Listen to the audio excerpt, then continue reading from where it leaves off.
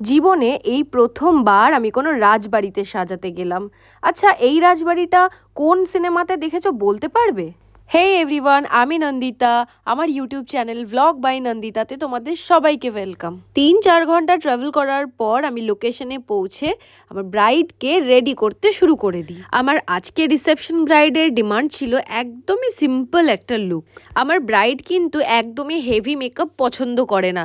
সে আমাকে প্রথমেই বলে দিয়েছিল আজকে যেন আমাকে একদম সিম্পল দেখতে লাগে, আমি কোনো হেভি লুক ক্যারি করতে চাই না। তো আমি সেই অ্যাকর্ডিংই প্রিপারেশন শুরু করে দিয়েছিলাম। বিয়ের দিনের লুকটা অনেকটা হেভি লেগেছিল তার কাছে, তাই সে আজকে এতটা সিম্পল সাজতে চায়। ইভেন কি শাড়িটাও দেখো কতটা সিম্পলভাবেই পরতে চেয়েছিল। তো আমি তার কথা মতোই তাকে সাজাতে শুরু করেছিলাম। এবার বলি লোকেশনটার কথা।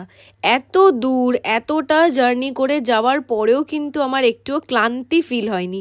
হ্যাঁ, প্রথমে অবশ্যই ভাবছিলাম যে এতটা রাস্তাটা যে কখন শেষ হবে, কিন্তু যখন ওখানে পৌঁছালাম এত সুন্দর ছিল রাজবাড়িটা যে সেটা দেখে আমার একটুও মনের মধ্যে এটা আসেনি যে বাপরে বাপ, এতটা জার্নি করে এসে এখন আমাকে আবার সাজাতে বসতে হবে বা কিছু। ওখানে গিয়েই আমি পুরো জায়গাটা ঘুরে ঘুরে দেখছিলাম আর এত ভালো লাগছিল আমার। আমি এটা বোঝার চেষ্টা করছিলাম যে এই রাজবাড়িটা আমি কোন সিনেমায় দেখেছিলাম, কিন্তু আমি এখনো উদ্ধার করতে পারলাম না যে এই রাজবাড়িটা আমি কোন মুভিতে দেখেছিলাম। তোমরা যদি কেউ কোনো মুভিতে দেখে থাকো তাহলে অবশ্যই কমেন্ট বক্সে লিখে যেও কিন্তু যে কোন মুভিতে তোমরা এই রাজবাড়িটা দেখেছো। লোকেশনটা অনেকটা দূরে হওয়ায় আমি লাইট ক্যারি করতে পারিনি, কারণ আমার ব্যাগটাই অনেকটা ভারী আর বড় ছিল। লাইটটা তার জন্য আমি ক্যারি করতে পারিনি। এটা পুরোটাই ন্যাচারাল লাইটে, মানে ঘরে যেই লাইটটুকু ছিল সেটাতেই ভিডিওটা আমি করেছি। সেই লাইটেই তোমরা দেখো ভিডিওটা যে মেকআপটা কতটাই ন্যাচারাল হয়েছে। আরে দেখো, কথায় কথায় তো আমি এটাই বলতে ভুলে যাচ্ছি বারবার যে লোকেশনটা কোথায়। লোকেশনটা হলো ডানকুনি রাজবাড়ি। সত্যি কথা বলতে রাজবাড়িতে প্রথমবার সাজিয়ে কিন্তু আমার ভীষণই ভালো লেগেছে।